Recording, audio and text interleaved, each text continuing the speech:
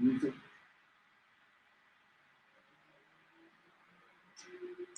Good evening, literature lovers. My name is Sylvia Schlettwein, and I am live from the Goethe Library here in Windhoek, which is unusually empty for Literary Crossroads evening, which is taking place right now, right here in your living rooms. So a very warm welcome to everybody that has tuned in on the Facebook live stream. We are here tonight at the Literary Crossroads, at the crossroads of heaven and hell, of utopia and dystopia, to discuss utopia and dystopia, that means heaven and hell visions, with TJ Benson from Nigeria and myself, Sylvia Schlettwein from Windhoek, Namibia. Thank you very much, Goethe-Institut Windhoek, for facilitating this event, for making it possible, and for the first time making it available to literature lovers, to lovers of African literature all over the world. So there's a high possibility that tonight we will have more viewers than we ever had visitors in the Goethe Library itself on our previous events. And we're all very excited about this. I'm excited. So thank you for the support. Thank you for tuning in. And it is now my pleasure to introduce our guest in the Literary Crossroads, who can unfortunately not be with us in Windhoek tonight. He was so looking forward to getting to know our city and our country.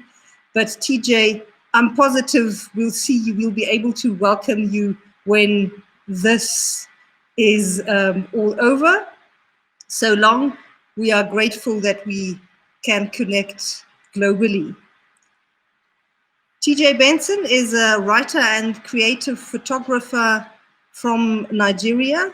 He was born on the 3rd of December, 1991 in Abuja, and he's known as the author of We Won't Fade into Darkness, a collection of fascinating short stories in the speculative fiction genre. TJ, can you tell us if you have any publications coming up? Right. And just to say though, fascinating wasn't in the description on the book.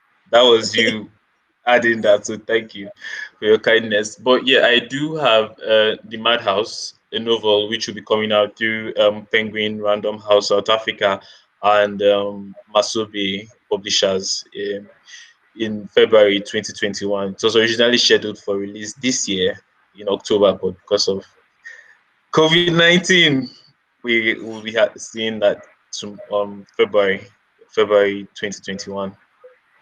And is that also in the speculative genre? Is it also Afrofuturism, or are you going into another direction with your novel? So yeah, so in the context of what is African and what is speculative, you would agree with me that a lot of things that are regarded as speculative are reality for lots of people. So the Madhouse is speculative in the sense that it, of course, it still towards the genre writing. It has a lot of has some witchcraft, has some spiritual stuff going on, but also situated in the present. It's not set in the future, unlike my collection of short stories.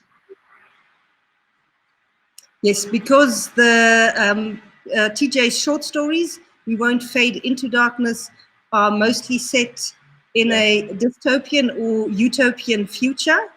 And to get a taste of what that sounds like, what that feels like, TJ, I'd be happy if you would read us something now, but tell us beforehand a bit about what you're reading from and why you chose it. Right. So I'll be reading from Pretty Bed, the very first short story in the collection, and it's set in a world where after the aftermath, in the aftermath of a war, human beings finally decide to come together. Particularly in Africa, boundaries have fallen, state boundaries, country boundaries have fallen. So you have a Ghanaian and a someone who used to be Nigerian trying to begin a life with someone who used to be um, Nigerian. So a Ghanaian and a former Nigerian and a former Ghanaian coming together, and that idea of a future without borders was what interested me when I was trying to write this story. And how So does it's called Pretty Bed, and I'll be reading from page 4. Yeah. So where I'm reading from, throughout the world, they had to put human beings on some form of automatic systems where they didn't need to consume food because everything was poisoned. But since the war is over, the activation is about to begin, and then everyone will have to start eating food. so As the this is deactivation, yeah, sorry, so this is sort of post-apocalyptic. yeah, it's post-apocalyptic. So these people are trying to develop a utopia after an apocalyptic situation, a war between machines and human beings. Okay, Yeah. you go. Okay. Uh, as the activation dates drew closer, the more desperate whatever it was they shared became. He was the one who brought up the ridiculous idea of marriage. She did not see the point of an apocalyptic union and wanted them to move into a proper compound with other people. No one had seen them together. He preferred the solitude here, he said. He talked too much, she said, for someone who cherished solitude. She was too cold, he said, for someone who cherished the company of others. For a moment, no one spoke. He got the sensation of threading thin ice. Then she threw her head back and laughed. He chuckled a little, breaking sweat all over. He walked close to her to watch the wonder of a girl's laugh. It was out of place in their world, this manner of laughter. She followed him down the well that afternoon to see the growing plants. Every seed had germinated. The dwarf mango was already producing fruits that would ripen by the week of the activation. The yam tendrils snaked to the wall and crept up, feeling for sunlight, while the peppers and tomatoes glowed red. She fondled the leaves with the tips of her fingers and smiled at him. She plucked a tomato and fed it to him. I know you won't taste it, but it won't do anything in your body, she said when he resisted. Just feel the flesh of the tomato on your tongue. She showed him the rest of her flesh that night after they both said a quick prayer to God, just in case he was still there. I think I'll stop there. That's, by the way, one of my favorite sentences from your story. And they prayed to God just in case he was still there. Yeah, yeah. You know, lots of systems. When I got to the story, I realized that what in whatever era the world progresses into, people would always try to reach for something spiritually. People always try to connect to something that they can't see. People always look for something to connect to, particularly we here in Africa. So I just dropped that last note there. Yeah, the excerpt you just read and the story you read from, would you describe that as purely dystopian or utopian, or is it maybe a mixture of the both? It's sort of external utopia colliding with internal utopia. In a lot of the science fiction I had read, we had lots of people dealing with the world destroying, but I was more interested in the relationships we have with each other. So while even though the world in this story is gearing towards utopia, you have the relationship between this man and this woman about to fall apart because of I think I shouldn't give out too much, but yeah. So I was looking more of how what we define as utopia. To the man himself, he was probably living in a utopia, but because of trust, because of the lack of trust, and people suspect people like him as being those who sort of control the machines that started the war between machines and human beings. So I was looking more at like a utopia and then a dystopia between people, how that collides, how that relates. Because even in a perfect situation, we are still human beings. Even when we get to that perfect ideal world situation we want, or that perfect system we want, we are still going to have to deal with each other. And that was what I was trying to look at, human relationships. Even in a utopia, we will still need to, you will still have to deal with each other. That was what I was trying to So explore in the story. there's the outer sort of dystopian context, and then the utopia is more created in the personal relationships, no? The relationships we Right, have with each other as right. couples, maybe within the community. And this is also, I think, something we are seeing now in these times of social distancing, that we are trying to create sort of our own safe little spaces and utopias in certain communities, whether it be the family, sometimes it's a WhatsApp group, and so on. So I've sort of answered the question I wanted to ask you, but I'll ask it anyway. Um, do you why are utopias important to you, and why do you create them, and why do you think it's necessary to write them, huh? And Okay. are they still of value in a world that seems sort of dystopia turned reality? Because what is happening right now and what we're living right now is probably weirder and bleaker than any writer could have imagined. To be You honest, disagree? yeah, I totally agree with you. For me, utopias are important for me because I feel like as human beings we have, it seems we have infinite capacity for destruction and self-destruction and evil. Like there seems to be no end to how much destruction we can cook up and come up with. So for me, it's more interesting. It's more challenging to build ideal situations for people. It's more, and first of all, it starts from imagining it. It starts from conceiving it, and I want to have more stories. If I'm to be honest, a lot of the stories in this collection were more of dystopia. That, but okay, it had to do with that. Lots of dystopia, but people trying to find utopias in the dystopia. People trying to find utopias in their relationships with each other, and that is what I think we try to do as human beings. Whatever era we live in, we have people still trying to fall in love. No, we have the fondness between parents and their children, no matter how constrained um livelihood is. So it is very important for me, and particularly more so now. I tell my colleagues that I'm very interested in joy. I'm very militant about joy right now, even in my writing. Even though my writing tends to veer off to the dark side, I'm also very interested in joy because it's very easy. Grief is a constant thing that we sort of carry because we're always lacking or thinking about the lack that we have as we go into each day. Even when we get into a moment in life where we feel, oh, this is the ideal situation, they will still remember something we need or lack. But joy is something that, or happiness is something that we see only in retrospect. We remember, oh, I was happy on so so so day.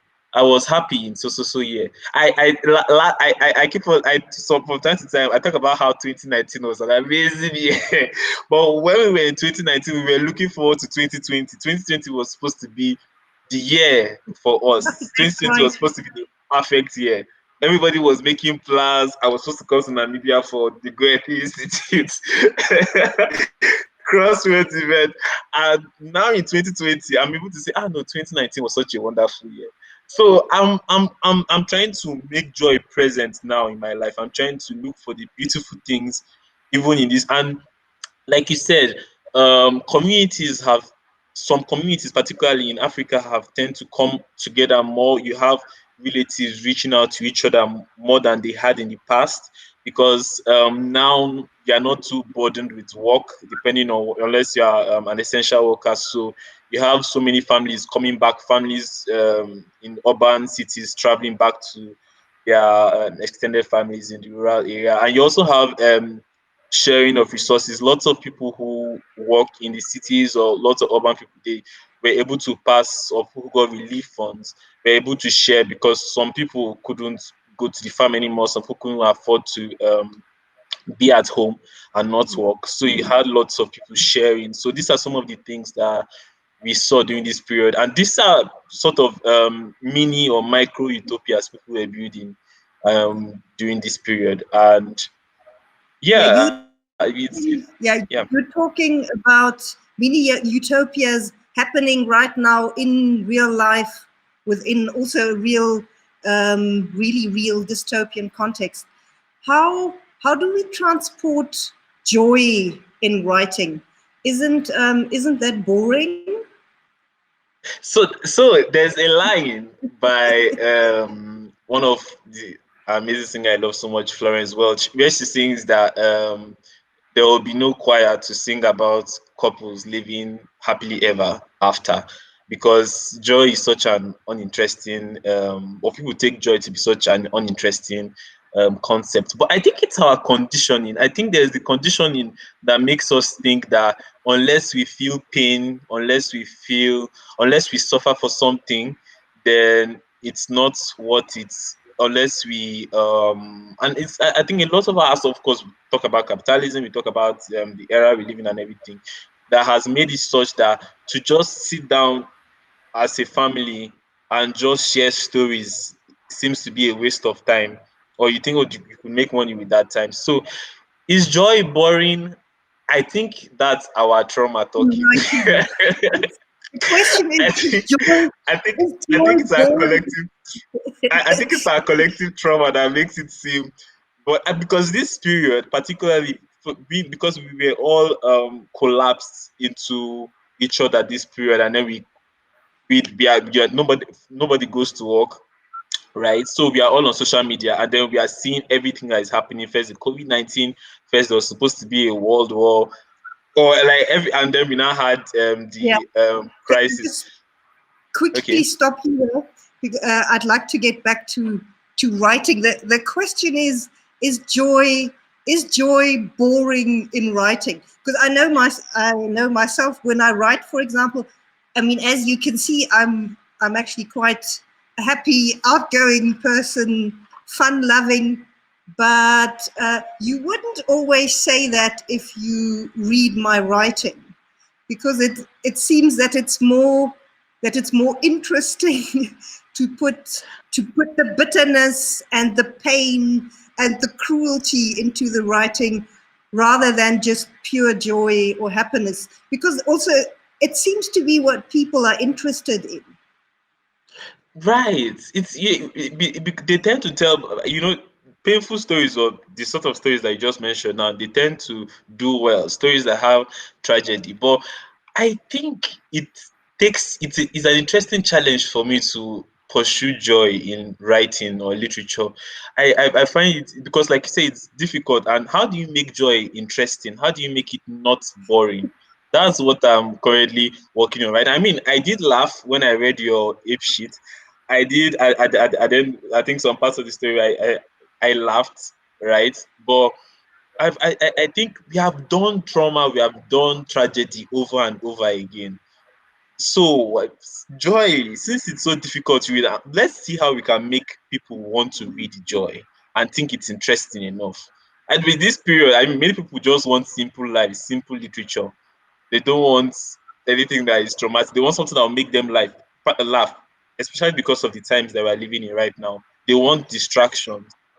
Yeah, So but isn't that a problem for us speculative fiction writers or those that design dystopias?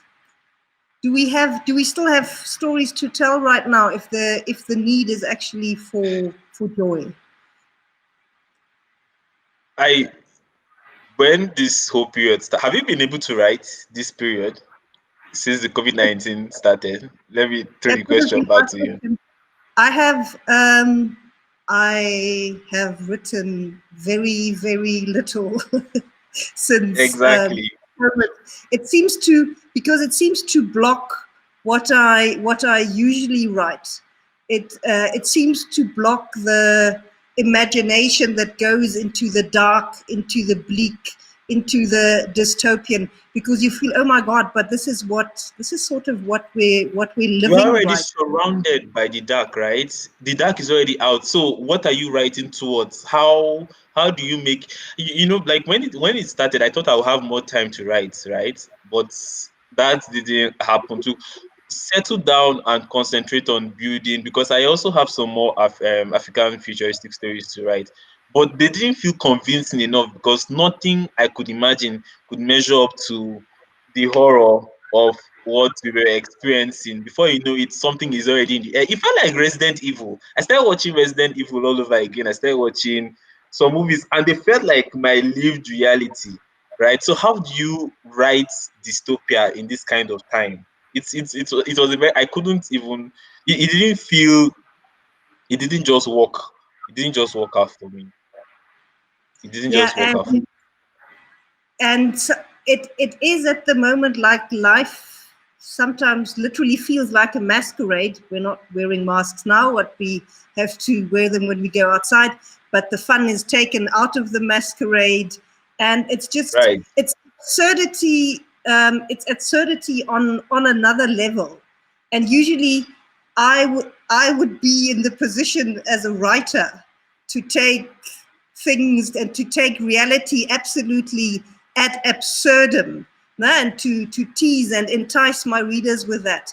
And that has Yeah. been taken away from me by this Yeah. bloody Can you virus. compare, with the news? Can you compare with the headlines we read every morning? Can you do better than can you write better than the news headlines every single day? Right?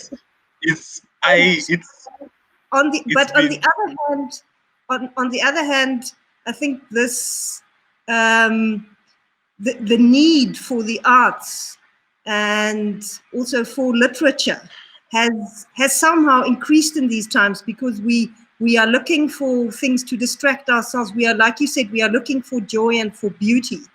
But on the other hand, there's sort of this expectation that all art and all literature at the moment must deal with COVID and with our current situation. And that also blocks creativity and the imagination. So it's a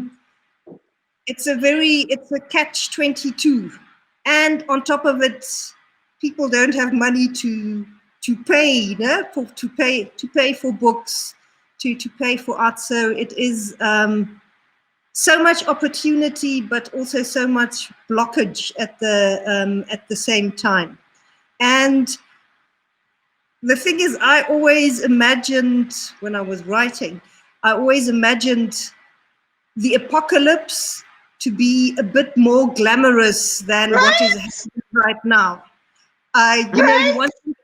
you want something with a bang. You want nuclear explosions. You want You natural want something catastrophe. more interesting. You want a really horrible war. And now we have, you know, we have this funny looking fuzzy Thing in the virus, air. that makes everything bleak. What has happened is that the dystopian reality we are living, it puts us into this sort of completely bleak situation, and it's uncertain. It dumps us into uncertainty, and that uncertainty it's unsexy, and it's very unsexy to write about. Honestly.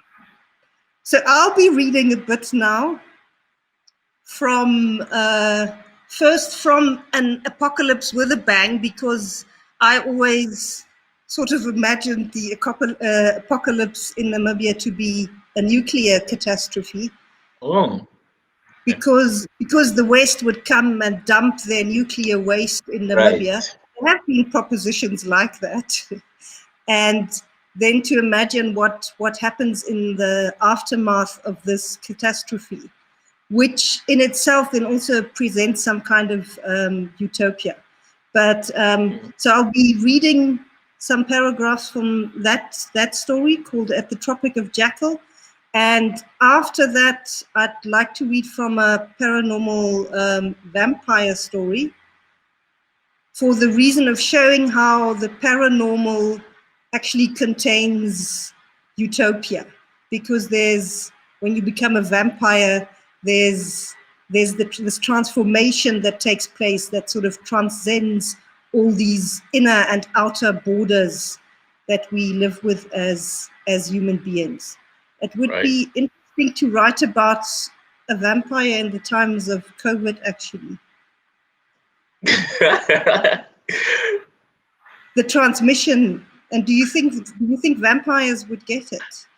You know, and they're into blood. Blood, it would be, yeah, you should, that would be some, that, I'll read that. That would be something, you know. Now they'll become endangered. They'll definitely become endangered, because what do you do? Human beings Yep. are spreading the thing like. Yeah, because there's no social distancing when you bite somebody. It doesn't work. And the blood, come on. Serious, that's something I'll definitely want to read that. Okay, That's an let's start interesting with premise. the nuclear explosion. Okay. Yeah, we were too greedy. Everything was lekker. The black and white farmers had finally stopped beating each other up. We were finally one nation. But then we had to have our cake and eat it and let them dump their rubbish in the Namib. And that exploded into our faces so nicely. We most asked for it. And then she usually cried for her husband, 2 of her 3 children, all her brothers and sisters, her parents, many relatives, her best friend, her dogs, the animals, the bush, the Welwitschia Windhoek. The desert was now everywhere. One of 5,000 survivors, she had wanted to convince her grandchildren that the country had once actually been inhabited by living organisms other than just jackals, oryx, roaches, huck and steek shrubs, and aloes. She was the one that told stories of holidays in Swakopmund, journeys into Kaokuveld, rock engravings, and hikes in the Irongo. One who knew and used words and expressions like braai, shebeen, babalas, pat, botsotso, independence, redistribution of land, affirmative action, farmer's midnight, rainy season.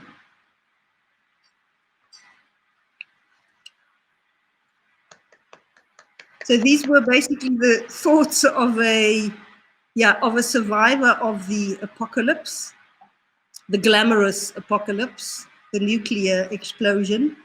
And let's now pass on to the paranormal. There's this line before you get into it. There's this beautiful line that I love. You say the desert was everywhere. I loved that line. Of course, I saw that. We already have desert, and actually a desert that we treasure very much, that is part of our national identity, and that also reflects in the name of our country. But what happens if that is suddenly everywhere? I love that line. Thank you very much, TJ. It's almost as good as they prayed to God in case he was still there. Right. Okay, I'll be reading a bit from my story Blood Brothers now. And we here get the perspective of vampire Kobus Fasahi, who reflects on how the experience of eating and of taste has changed for him since he transformed into a vampire. And yeah. In his former life, Kobus Fasahi had eaten but not tasted. The mere sight of his wife Natasha's hardly or not at all spiced dishes had bored him. Grey meat, not tough, but so utterly bland on the tongue and between the teeth that you chewed and chewed without tasting a thing. Eventually, you forgot to swallow until it plugged the mouth. Pale, watery potatoes and vegetables that turned mushy at her sharp look. He always shoved these anemic side dishes as far back into his throat as possible, so that they could immediately slide into the esophagus, with only the vague bloody taste of the fork metal lingering on his tongue. Before he had been bitten, hunger for Corbus Versace had been a mere queasy feeling in the pit of his stomach. But nowadays, hunger represented the texture and the color of a neck. Hunger was the anticipation of the resistance of skin against his teeth.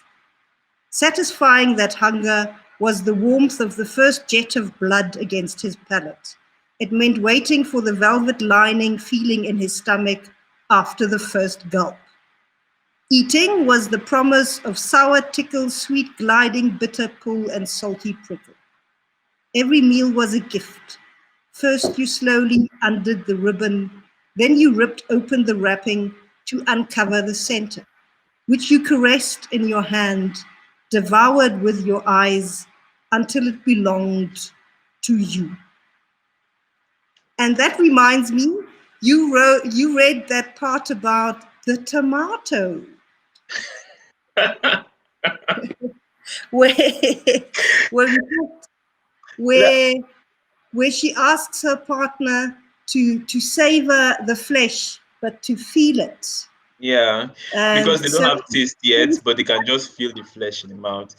Yeah, I would say that was too specific. Like it feels like you have actually met a vampire before, or you've met one, because the way you describe the hunger, the first hunger of being human, and then the first taste processing food and all that, and how he tries to just push the food back in without actually tasting it. That was funny. But when he becomes a vampire, that was too specific, Sylvia. what are you trying to say? I'm a vampire. Um, I mean, I mean, that was too specific. Wow. No, some of my best friends are vampires. Let's put it. Right. And your character won't survive COVID-19. He won't survive COVID-19. Your Why not? vampire character. His very hunger would kill him. His very desire is poisonous already. So, Yeah, that's coronavirus.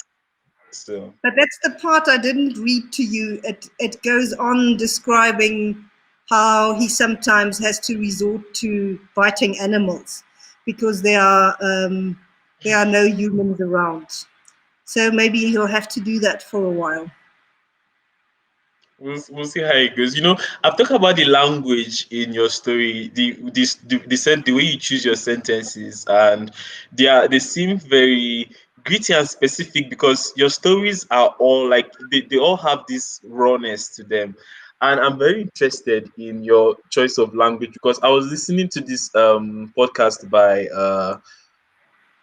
Ocean Vong the On Being podcast, and he was talking about how the language of violence has shaped America, even in how they celebrate things, how they choose joy. So you win a contract or you pass an exam and you say you killed it. You tell your friend you killed it, or you slid, and I believe that language sort of contains the DNA of civilization. The way people speak, you can begin to. I strongly believe that you can tell if people's culture and way of life is embedded in their language, and you have the language of how you celebrate people in America.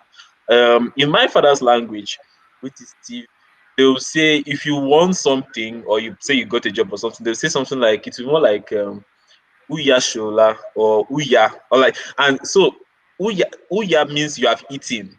So for us, for you to win something in my father's language is more of you have eaten, while elsewhere it's you have killed. So it's, I don't know, to a certain degree, I like to trace this to our attitude towards food. We are my father's people are very agricultural people. They do lots of farming, and in fact in my country, lots of us are found in Benue State, and in Nigeria we are regarded as the food basket of the nation.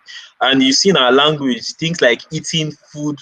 These are some of the metaphors we use to speak even in other aspects of everyday life.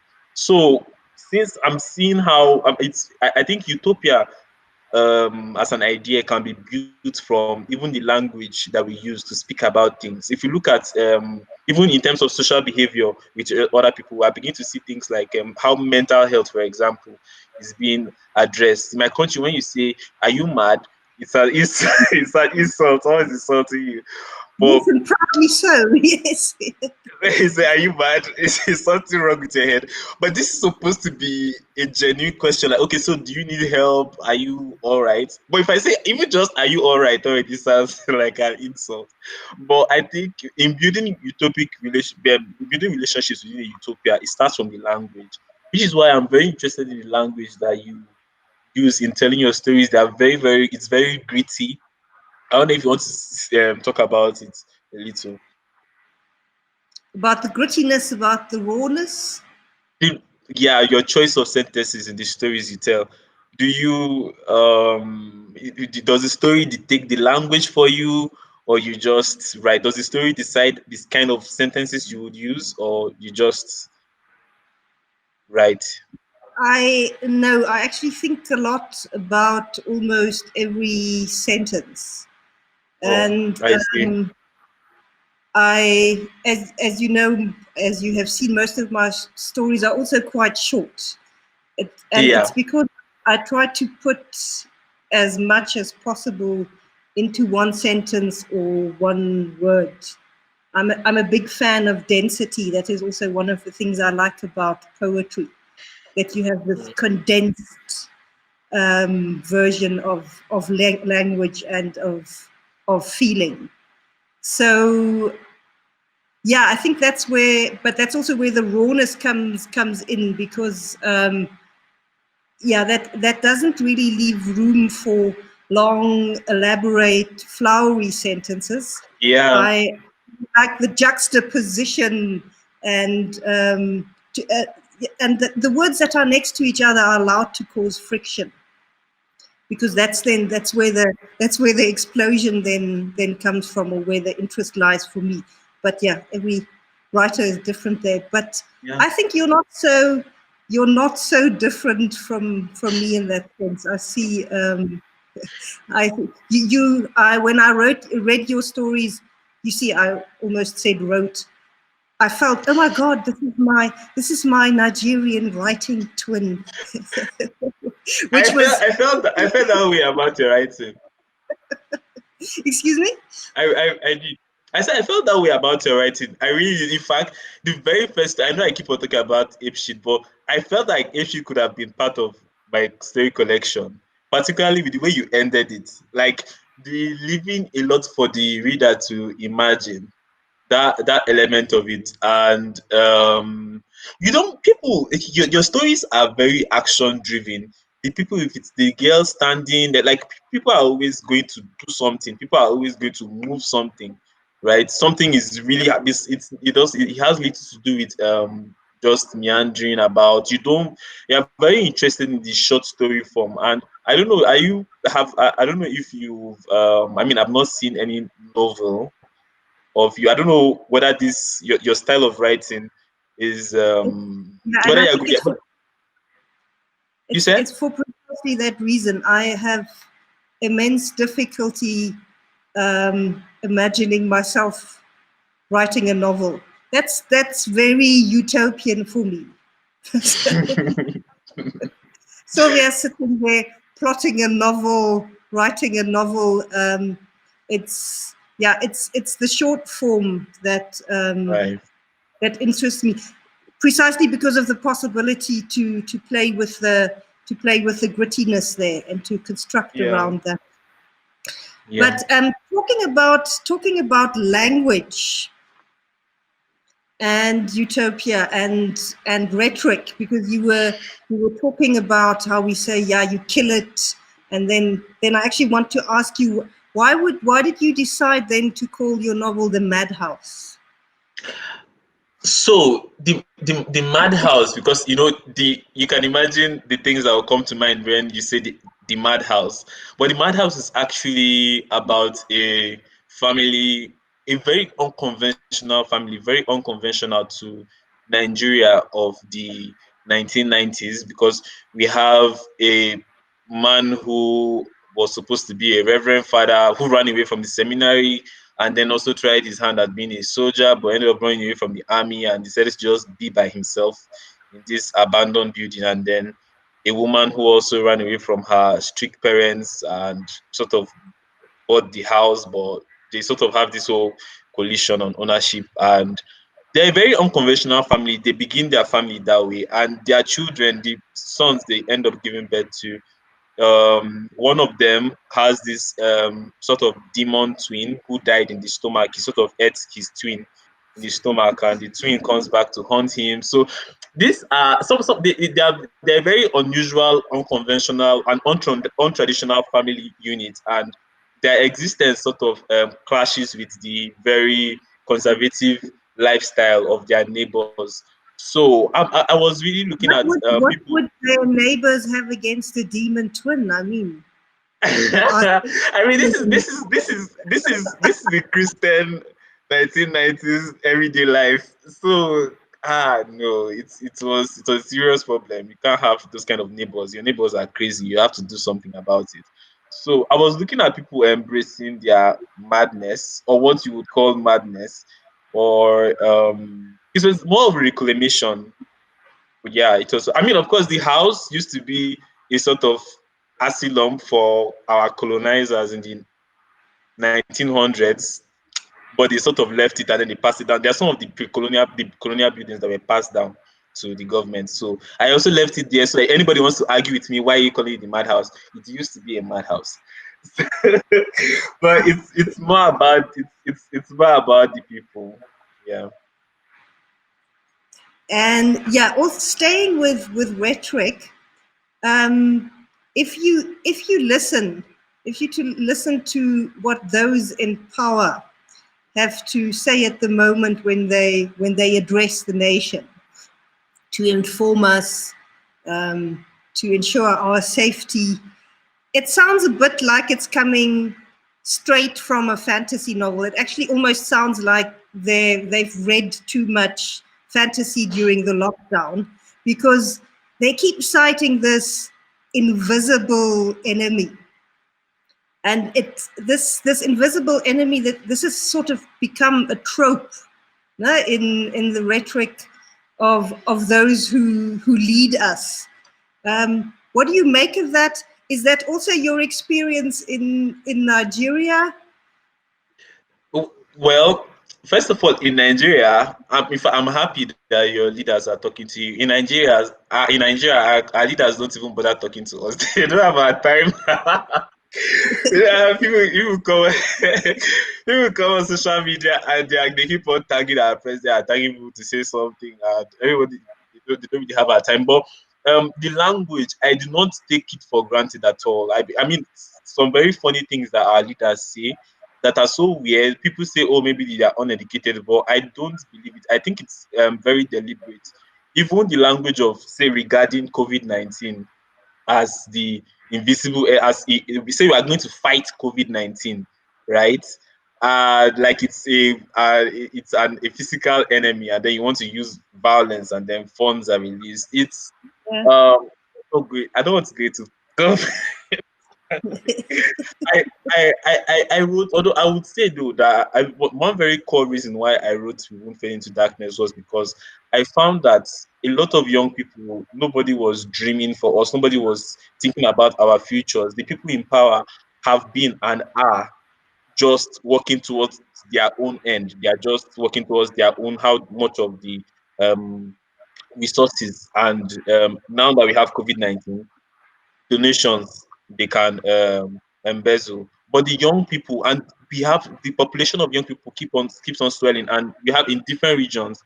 There's no institution that is sort of, even our educational system in many parts of the country have failed, and there's no universal idea of what it means to be Nigeria for these people. So I wrote this collection. It's sort of imagining, based on our current reality in different aspects, what the next 50, 100 years is going to look like. I really wanted young people to read and then see how they could imagine futures for themselves, how they could take, because we keep on waiting to get a job in quotes. We wait for our government to give us jobs. So we go to school, we try to do well, and then we wait to get a job. And the last couple of decades has shown that that system doesn't work anymore. So I was very interested in young people dreaming of futures for themselves, and that was why I wrote that based on the current timeline that we have, this is what our future is going to look like. Although some people have, I mean, there are some stories where people have to use gas masks because there is because of our problematic mining. There's an element that sort of escapes into the atmosphere, and it's called Nigerium in the story, and it's Yeah. very poisonous. It's cancerous for men, and it renders men infertile. And I so now when COVID-19 started, people started tagging me, oh my god, TJ story, oh my god, TJ, people are using gas masks. It's been very disorienting for me to go out in public and see people using gas. I can't believe it's problematic for me because I felt, I mean, even though I wrote it with conviction, I was not prepared to live a bit of that reality. See people wearing face masks everywhere. It's been a disturbing thing to see some of that. And people are like, oh, TJ said this, something like this was going to happen. I'm like, I never imagined. I mean, this is global scale. I never even imagined this was going to happen this way. Yeah. So You were saying? I mean, the disease scenario has been used a lot in literature, in movies. We've seen things like Contagion, Yeah. and so on.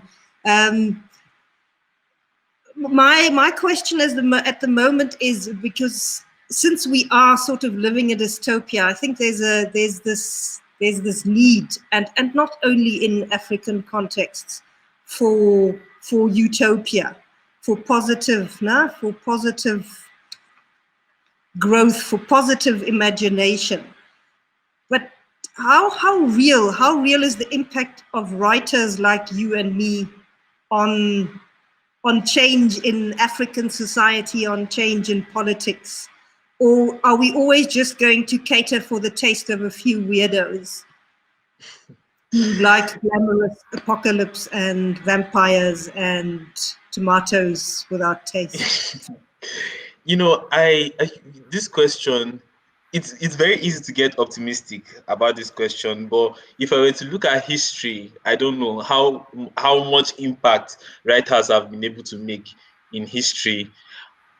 It's not as ideal as we would like to think. We don't have as much power as we would like to think. I mean, a lot of writers have been able to start certain conversations. Like you see Toni Morrison in America with her focus on Black American life.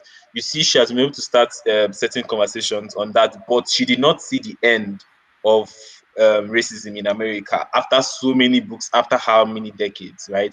So I think it's a bit too idealistic to assume that writers can solve particular problems. I think what the best we can do is to find form and find language to inspire people to think for themselves. At the end of the day, the best we can do is just to inspire, really. Yeah. I don't feel I don't believe that words are enough to change the president. Maybe I don't know. Maybe we have not had a situation yet before, but Have you always felt like that, or thought like this, or has the current situation actually changed your view on your role, on your possibilities as a writer, and has it maybe changed your position towards Afrofuturism, because you are known as an avid Afrofuturist? Well, what's the future of Afrofuturism? it's a continuum, really. It's a continuum. There is no end. You know, when we say futuristic or whatever, I mean, if anything, this last number of years have shown us that we are already living in the future, right? So the idea of a future that we're waiting to happen and then do certain things or take charge of our lives, we are already living in that future. So I think the future after but it's an interesting question, especially now that we're already living in insane, highly. In fact, like we always say, the scriptwriter of the world right now having lots of fun. Or some people say they imagine the end of the world to be more interesting or something. But yeah, I think the future of Afrofuturism or African futurism is now. We are already in that future, is what And I think.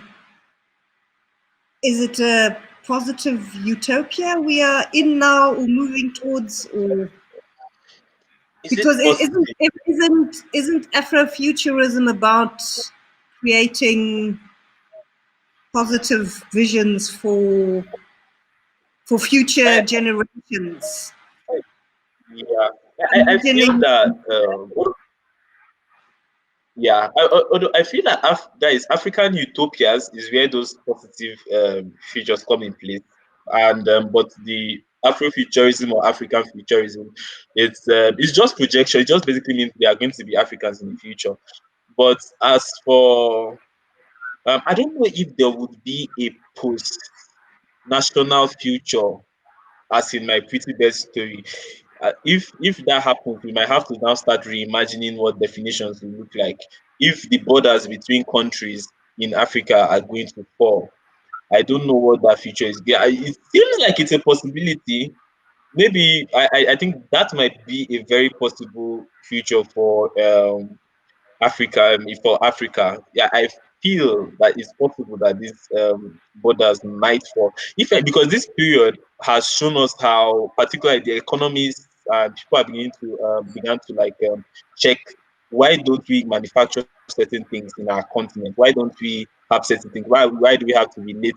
And we are looking at the cost of importation or the cost of movement between countries.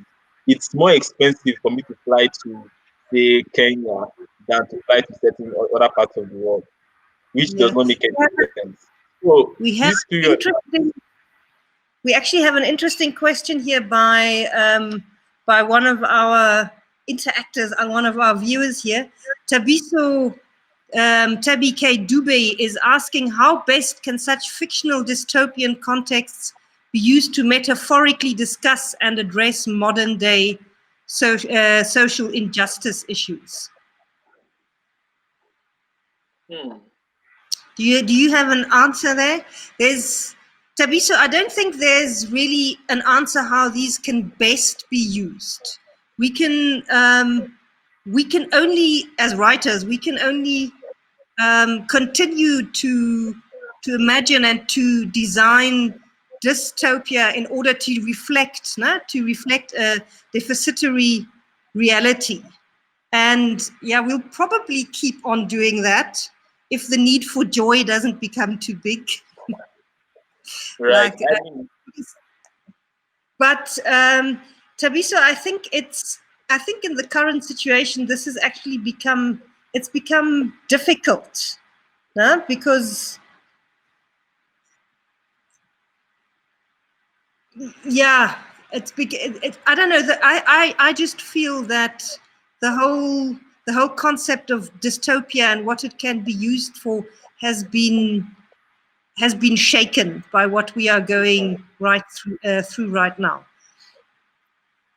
in fact, there's no need for any in between of a metaphor now. There's no even need to say, oh, there's no metaphor standing between you and what you read in the book, in a novel. If you step outside your house and you go anywhere, you're going to get there's high chance of you getting the COVID-19.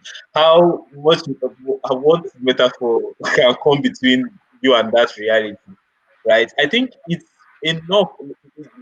The whole point of dystopian literature was to alert us to the current realities that we are living in. So, if anything, right now we should be more active. We should take more active roles in decision making. We should take more active roles in our lives. And we are already doing some of that. You see what happened in the US, and you see lots of people coming out to protest and declare that Black Lives Matter. I mean, I don't know if if this has happened on this scale in history before, but people are beginning to realize that um, they need to take active roles in their decisions. It's enough about you. No need to wait for this government or wait for what this person is going to say. I know this sounds very government. I I really mean, hope I'm not going to get into trouble, but yeah. I mean, sadly enough, the sentence "we cannot breathe, I cannot breathe," has become a metaphor for some of the dystopia we are living right now, and not only due to the pandemic. And those issues are also not going to go away just because of the pandemic. So maybe Tabiso, that answers your question a bit. Yeah. Someone has a question here. Someone has a question here, Sylvia. Detlef. Detlef asks, you both participate at a writers competition called Short Story Day Africa. Could you tell us about your experience, and did this competition have an influence in your career, in your writing career? Well, everything I've written has had an influence on my writing career, and but the Short Story Day Africa competition, especially the one about for speculative fiction, was obviously an encouragement and a catalyst to do more of this stuff. You taught at the workshop, didn't you? You taught at the Namibian workshop. You taught at the Namibian workshop, didn't you? And Yeah. Apeshit, the short story, Apeshit is actually the one that was written for Short Story Day Africa. So kudos and hi to the Short Story Day Africa team if somebody's watching there. Andy Miller has a question here for you, TJ. She wants to know, where exactly are you at the moment? Right now, I'm in Kaduna State, a state in northern Nigeria. This is the Yale Foundation. Yale is the Yasmin Erifai Foundation. It's a foundation that I am currently affiliated with. We work towards literacy among children and women. So this is the library section. There are other sections where we have other offices, but this is just the library. So that's what. You are in the library there at the moment. Yes, I'm in the library. Yeah, yeah. Okay. Great, Andy. That should answer your question. He is in a library at the Jelf Foundation. It's not my personal library. I really wish it was. Because the title here, my goodness, I could live here. I could really live here, and I do certainly spend more time here. But it's not. I wish. I wish it was, but it's not.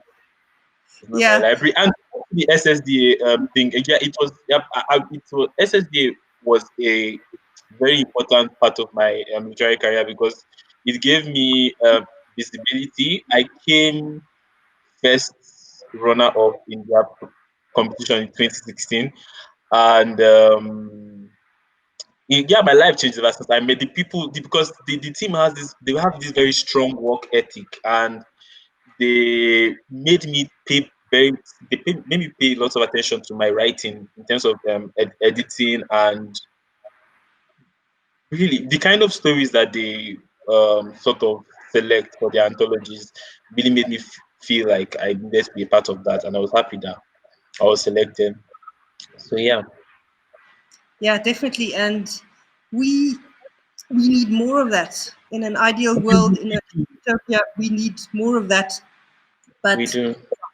Sadly, we do have the feeling that at the moment, for economic reasons, these opportunities are becoming less, and so much more. We are thankful for the Goethe-Institut in Windhoek for giving us this opportunity to keep the conversation going, to keep African literature going, to make encounters possible, despite the fact that all our borders are closed at the moment.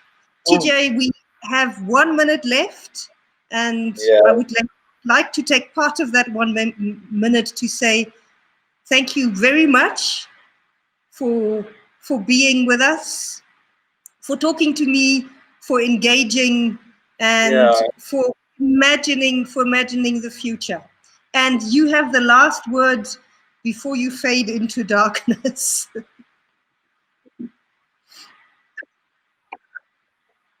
Thank you so much. Thank you so much for having me. This is amazing, and I look forward to still coming to Namibia and seeing you all in person. So, and for the viewers out there, please go get our books. Go get Sylvia's books. She's an amazing writer. Her stories, her sentences whip you. So please do get her books. And thanks to the Goethe-Institut for organizing this. Thank you so much. Bye. Right back at you, TJ. Amazing writing. Go get his book, We Won't Fade into Darkness. It's available on Kindle. And now it's time for us to say goodbye and to wish you a very happy evening, day, whatever time zone. Goodbye. See you at the Literary Crossroads next time.